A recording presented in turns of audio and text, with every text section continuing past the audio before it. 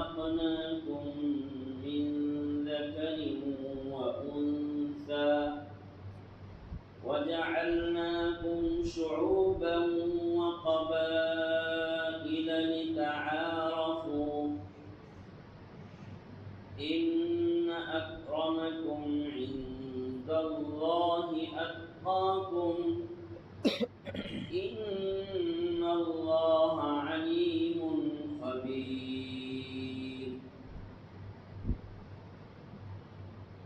قالت الأعراب آمنا قل لم تؤمنوا ولكن قولوا أسلمنا ولما يدخل الإيمان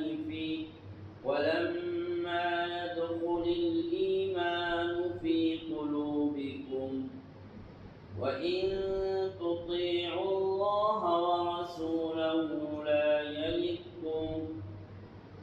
لا يلدكم من أعمالكم شيئا إن الله غفور رحيم. صدق اللہ العظیم. اے انسانوں، بے شک ہم نے تمہیں ایک مرد اور ایک عورت سے پیدا کیا ہے، اور ہم نے تمہیں خاندان اور قبیلوں میں بنایا تاکہ تم ایک دوسرے کو پہچان سکو. بے شک تم میں سب سے زیادہ عزت والا اللہ کے نزدیک وہ ہے جو تم میں زیادہ تقوی والا ہے. بے شک اللہ تعالیٰ خوب جانتے ہیں، باخبر ہیں. دیہاتیوں نے کہا کہ ہم ایمان لائے. اے محمد صلی اللہ علیہ وسلم، آپ فرما دیجئے کہ تم ایمان نہیں لائے ہو، لیکن تم یہ کہو کہ ہم اسلام لائے، اور ایمان ابھی تک تمہارے دلوں میں داخل نہیں ہوا. اور اگر تم اللہ اور اس کے رسول کی فرما برداری کرو تو وہ تمہارے اعمال میں سے کچھ بھی کم نہیں کرے گا. بے شک اللہ تعالیٰ بہت زیادہ بخشنے والا، رحم کرنے والا ہے. سورہ حجرات کی تفسیر ہم سن رہے ہیں. سورہ حجرات کی آیت نمبر 13 اور 14 کی تلاوت کی گئی اور اس کا ترجمہ ٹرانسلیشن ہم نے سنا. یہ جو آیت نمبر 13 ہے سورہ حجرات کی، یا ایھا الناس انا خلقناکم من ذکر و انثی، یہ آیت اس سورت کی بڑی اہم آیت ہے اور ہمارے معاشرے کے لیے، سماج کے لیے اونچ نیچ اور بھید بھاؤ کو ختم کرنے کی بڑے اچھے انداز میں تاکید اور تعلیم دی گئی ہے، جس کا ایک واقعہ پیش آیا تھا. ہم اس سے پہلے کہ اس آیت کی تفسیر سنیں، پچھلی آیت میں ہم نے سنا تھا آج سے 2-3 دن پہلے کہ کوئی کسی کی غیبت اور چغلی نہ کرے. وَلَا يَغْتَبْ بَعْضُكُمْ بَعْضًا، کیا تم میں سے کوئی یہ پسند کرتا ہے کہ اپنے بھائی کا مردار گوشت کھائے؟ تو چغلی اور غیبت سے بہت سختی سے قرآن پاک نے منع کیا. بہت ساری باتیں ہم نے سنی بھی تھی. اسی چغلی اور غیبت کے متعلق ہمارے کچھ دوستوں کی طرف سے یہ بھی درخواست ہوئی کہ چغلی اور غیبت کے بارے میں کچھ حدیثیں اور کچھ باتیں اور پڑھ کر سنا دی جائے. یہ ایک کتاب ہے، حضرت مفتی سلمان صاحب منصور پوری، بہت بڑے عالم اور مفتی ہے اور دارالعلوم دیوبند کے اس وقت وہ استاد ہیں. تو بڑی اچھی حدیثیں حضرت نے اس میں جمع کیا ہے. کچھ 2-3 حدیثیں ہم چغلی اور غیبت کی وعید اور اس کے نقصان کے بارے میں سن لیتے ہیں.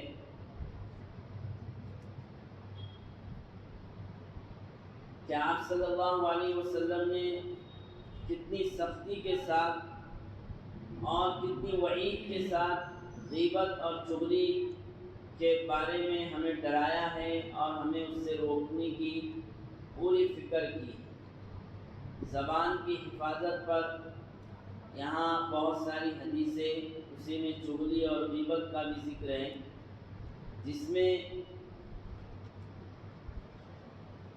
حدیث پاک ہے، آپ صلی اللہ علیہ وسلم فرما رہے ہیں کہ ایک مرتبہ آپ صلی اللہ علیہ وسلم معراج کے سفر میں دوزخ کے معائنے کے وقت کچھ ایسے لوگوں کو دوزخ میں آپ صلی اللہ علیہ وسلم نے دیکھا جو مردار کا گوشت کھا رہے تھے۔ تو آپ صلی اللہ علیہ وسلم نے حضرت جبریل علیہ السلام سے پوچھا کہ یہ کون لوگ ہیں جو مردار کا گوشت کھا رہے ہیں؟ تو آپ صلی اللہ علیہ وسلم نے حضرت جبریل علیہ السلام نے جواب دیا کہ یا رسول اللہ، یہ وہ لوگ ہیں جو دنیا میں اپنے بھائیوں اور لوگوں کا گوشت یعنی ان کی عزت کھاتے تھے، ان کی عزت کی بے عزتی کرتے تھے، چغلی اور غیبت کرتے تھے۔ دوسری حدیث میں آپ صلی اللہ علیہ وسلم نے دوزخ میں کچھ ایسے بد نصیبوں کو بھی دیکھا جو اپنے تانبے کے ناخنوں سے اپنے چہروں اور سینوں کو کھرچ رہے تھے۔ ان کے ناخن تانبے کے تھے اور تانبے کے ناخنوں سے اپنا چہرہ اور سینہ کھرچ رہے تھے۔ تو ان کے بارے میں نبی صلی اللہ علیہ وسلم نے حضرت جبریل علیہ السلام سے پوچھا کہ یہ کون لوگ ہیں؟ تو حضرت جبریل نے پھر وہی جواب دیا کہ ہؤلاء الذین یاکلون لحوم الناس ویقعون فی اعراضہم، کہ یہ وہی لوگ ہیں جو لوگوں کا گوشت کھاتے تھے اور ان کی عزتوں سے کھلواڑ کرتے تھے، ان کی چغلی اور غیبت کرتے تھے۔ پھر ایک اور حدیث کہ ایک طویل حدیث میں آپ حضرت صلی اللہ علیہ وسلم بیان فرماتے ہیں کہ میں نے سفر معراج کے دوران کچھ ایسی عورتوں اور مردوں کو دیکھا جو سینوں کے بل لٹکے ہوئے تھے، دوزخ میں سینوں کے بل لٹکے ہوئے تھے۔ تو حضور فرما رہے ہیں کہ میں نے حضرت جبریل علیہ السلام سے ان کے بارے میں پوچھا کہ یہ کون لوگ ہیں؟ تو انہوں نے جواب دیا ہؤلاء اللماسون والہماسون، کہ وہ لوگ ہیں جو زبان اور آنکھ کے اشارے کے ذریعے غیبت کرنے والے ہیں۔ زبان اور آنکھ کے اشارے سے بھی غیبت اور چغلی ہو جاتی ہے۔ آنکھوں میں کسی کی برائی اور کسی کی خرابی کے بارے میں اشارہ کر دیا، ہاتھ سے اشارہ کر دیا۔ چوتھی حدیث ہے یہاں پر کہ حضور پاک صلی اللہ علیہ وسلم نے فرمایا کہ سود اور بیاج، انٹریسٹ، سود کے 70 سے زیادہ دروازے ہیں، ان میں سب سے کم سود کا دروازے کا گناہ ایسا ہے نعوذ باللہ جیسے کوئی شخص اپنی ماں سے اسلام کی حالت میں بدکاری کرے، سود کا کم سے کم درجہ۔ اور سود کا 1 درہم، 1 روپیہ 35 مرتبہ زنا کرنے سے بھی زیادہ سخت ہے۔ اور سب سے سخت ترین سود، سب سے بڑا سود اور سب سے بدترین سود کسی مسلمان کی عزت اور حرمت کو پامال کرنا، اس کی چغلی اور غیبت کر کے۔ پھر ایک اور حدیث ہے، بڑی حدیث ہے کہ ایک مشہور صحابی حضرت ابو بکرہ رضی اللہ عنہ، حضرت ابو بکرہ الگ ہے، یہ حضرت ابو بکرہ ہے، کہ وہ فرماتے ہیں کہ میں آپ صلی اللہ علیہ وسلم کے ساتھ چل رہا تھا، آپ صلی اللہ علیہ وسلم نے میرے ہاتھ پکڑے ہوئے تھے اور ایک شخص آپ کے بائیں جانب چل رہا تھا کہ اچانک ہم دونوں قبروں پر پہنچے، یعنی وہ 2 صحابی آپ صلی اللہ علیہ وسلم کے ساتھ 2 قبروں پر پہنچے جو ہمارے سامنے تھی۔ تو حضرت صلی اللہ علیہ وسلم نے فرمایا کہ ان دونوں قبر والوں کو عذاب ہو رہا ہے، حضور نے خود فرمایا کہ ان دونوں کو عذاب ہو رہا ہے۔ اور تم جانتے ہو کسی بڑے گناہ پر عذاب نہیں ہو رہا ہے، حالانکہ وہ گناہ، کس بڑے گناہ پر عذاب ہو رہا ہے حالانکہ وہ گناہ بڑا ہے، لہذا کون ہے جو ایک ٹہنی میرے پاس لائے جو ہم حکم کی تعمیر میں جھپٹے؟ میں نے جلدی جا کر آپ کے لیے ایک ہری ٹہنی لے آیا۔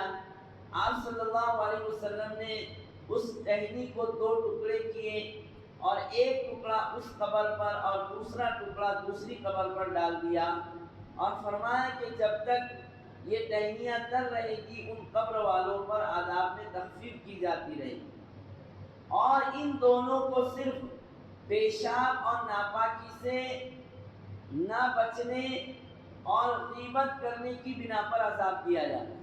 2 بات، پیشاب اور ناپاکی سے نہیں بچتے اور غیبت اور چغلی کرتے رہتے ہیں، تو ایسی چیزوں سے سختی سے بچے۔ بہرحال بہت ساری حدیثیں اس میں، اور کہنے کا مقصد یہ ہے دوستوں بزرگوں کہ زبان کی حفاظت، زبان کو غلط باتوں سے، فضول باتوں سے، چغلی غیبت سے روکنے کے لیے یہ سب سخت سے سخت وعیدیں اور سزائے حضور پاک صلی اللہ علیہ وسلم نے بیان فرمایا ہے۔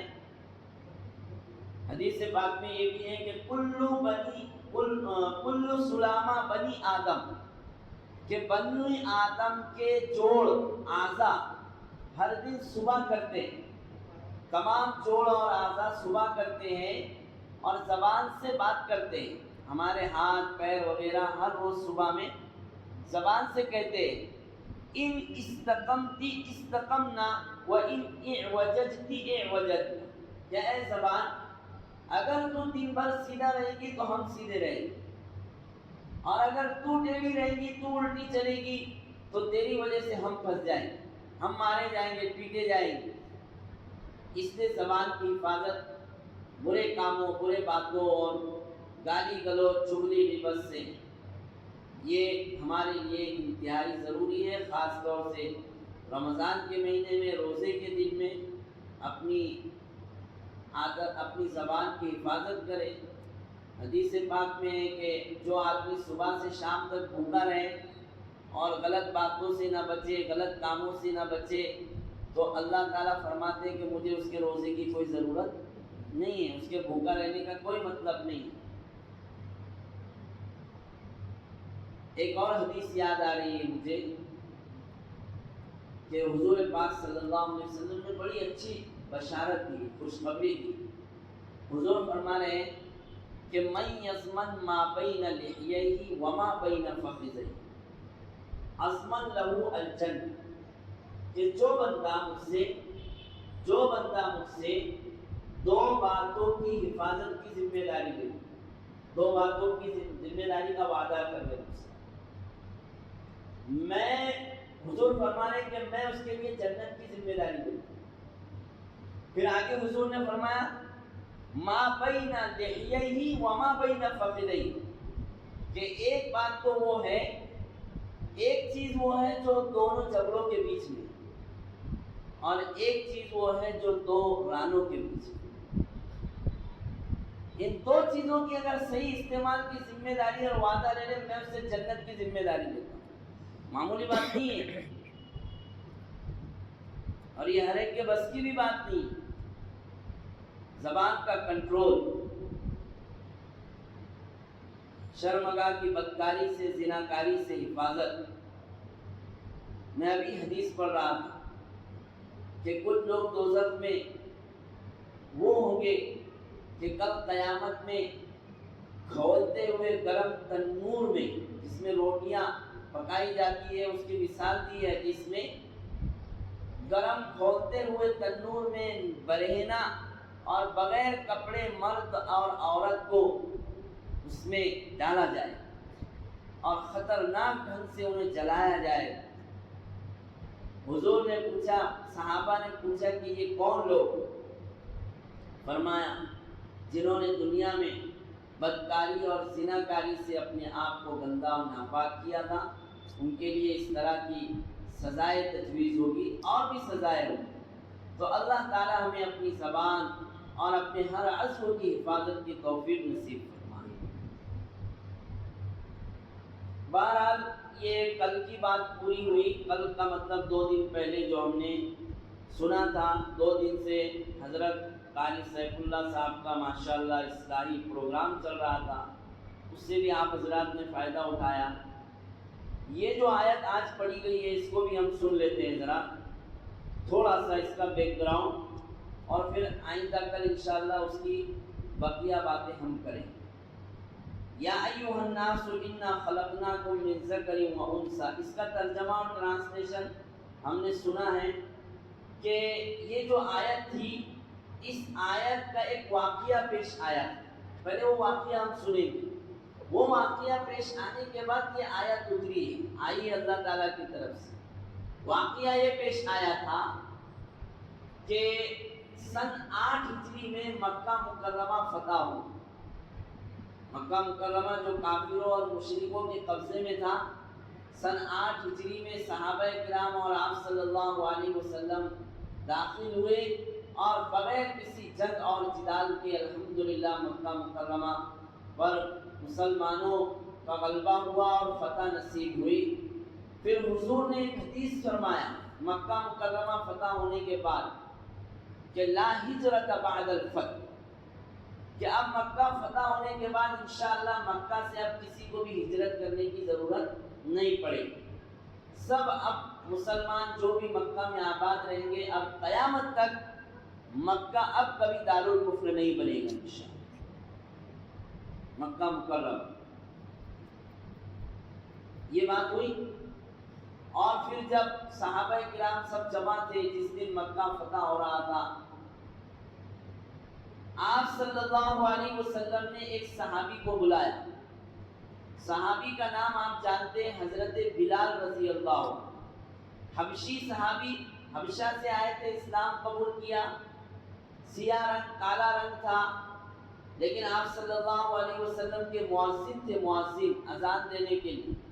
مؤذن اذان دینے والوں کی بڑی فضیلت ہے، بہت فضیلت ہے، کہ کل قیامت میں مؤذن سب سے لمبی گردن والے ہوں، ان کی گردنیں سب سے اونچی ہوں گی، اس لیے کہ اللہ کا کلمہ بلند کرتے تھے دنیا میں، اللہ ان کی گردنیں سب سے اونچی کر دی۔ المؤذنون اطول اعناق، اطول الناس اعناق۔ بہرحال یہ واقعہ پیش آیا، تو مکہ جب فتح ہوا، حضرت بلال رضی اللہ عنہ کو بلایا حضور نے اور خانہ کعبہ کی چھت پر کھڑا کیا کہ اے بلال خانہ کعبہ کی چھت پر کھڑے ہو جا، اور کھڑے ہو کر اذان دو۔ سب سے پہلے فرسٹ میں حضرت بلال رضی اللہ عنہ سے اذان دلوایا آپ صلی اللہ علیہ وسلم کو۔ وہ منظر مسلمان صحابہ تو دیکھ ہی رہے تھے، لیکن وہیں پر کچھ کافر اور مشرک لوگ بھی تھے، تو انہوں نے جب یہ منظر دیکھا کہ ایک حبشی باہر کے آدمی ہیں، کالے کلوٹے ہیں، تو مذاق اڑانا اور طعنے دینا شروع کیا کہ یہ دیکھو یہ ان کا نبی، یہ ان کے رسول۔ اذان دینے کے لیے اس کالے کلوٹے انسان کے علاوہ حضور کو کوئی ملا ہی نہیں تھا، نعوذ باللہ، کوئی ملا ہی نہیں تھا، صرف بلال ہی تھے اذان دینے کے لیے۔ ایسے گھٹیا اور ذلیل انسان کی کیا ضرورت تھی اس طرح بولنے لگے۔ فوراً یہ آیت کریمہ اللہ تعالیٰ کی طرف سے آئی کہ اے انسانوں، ہم نے تم سب کو ایک مرد اور ایک عورت، حضرت آدم اور حوا علیہ السلام دونوں سے پیدا کیا ہے، تمہارے خاندان اور قبیلے بنائے ہیں۔ یہ خاندان اور قبیلے بھی اس لیے بنائے ہیں تاکہ تم ایک دوسرے کو پہچان سکو۔ باقی بات یہ ہے کہ تم میں سب سے زیادہ عزت والا اللہ کے نزدیک وہ ہے جس کے اندر تقویٰ ہو، خوف خدا ہو، اس کا دل اللہ سے جڑا ہوا، یہ باعزت۔ اور حضرت بلال میں یہی چیز تھی۔ میں یہ واقعہ سنا کر بات ختم کر رہا ہوں، پھر اس آیت کی جو بہت تفصیل ہے ماشاءاللہ اس میں، وہ ہم آئندہ کل سن لیں گے۔ حضرت بلال رضی اللہ عنہ کتنے بڑے عمل والے صحابی، 3 لوگ جو کالے گزرے ہیں دنیا میں، کالے، وہ بہت زیادہ اللہ کے محبوب بندے گزرے، اس بات کو ہم سن لیتے ہیں۔ ایک حضرت لقمان حکیم کا نام سنا ہوگا آپ، وہ نبی نہیں تھے اللہ کے نیک بندے تھے، اتنے نیک بندے تھے کہ قرآن میں ان کا ذکر آیا ہے وَلَقَدْ آتَيْنَا لُقْمَانَ الْحِکْمَةَ، ہم نے حکمت، طب، ڈاکٹری اور حکمت کی باتیں، عقل مندی کی باتیں، یہ سب دیا تھا ان کو. کالے سیاہ تھے بہت. اور ایک تھے حضرت عمر رضی اللہ عنہ کے غلام بازی کا زمانہ تھا پہلے، حضرت مہجہ، بہت عقل مند اور بہت ہی ذہین فطین انسان تھے، کالے تھے لیکن بہت عقل مند تھے، بہت نیک. اور تیسرے نمبر پر حضرت بلال رضی اللہ. دنیا میں یہ کالے کلوٹے بہت زیادہ گزرے لیکن بہت زیادہ اللہ کا انہوں نے اللہ کا قرب پایا.